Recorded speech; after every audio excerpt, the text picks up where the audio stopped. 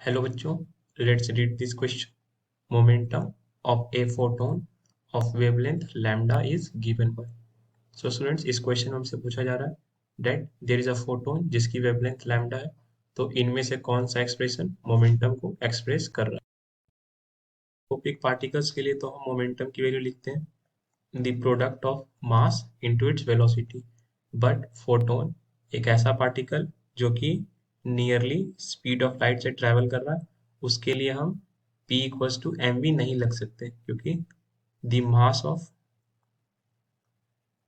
Photon is taken as zero.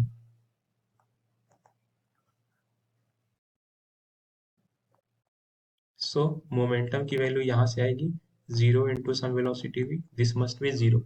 But students, experimentally ऐसा पाया गया that photon has some mass and photon has some momentum and energy as well. So यहाँ पर हमारे साथ गलत क्या हो गया. So that please note the key concept of this question, that from special relativity equation, the energy of a particle moving at a speed of light is given by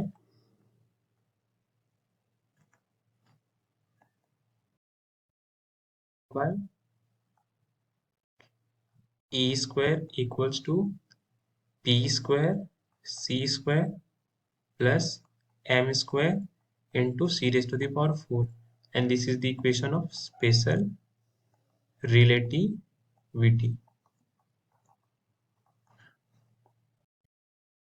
Since the mass of photon is zero, we can substitute here E square equals to p square c square plus m is zero, so this term will be zero.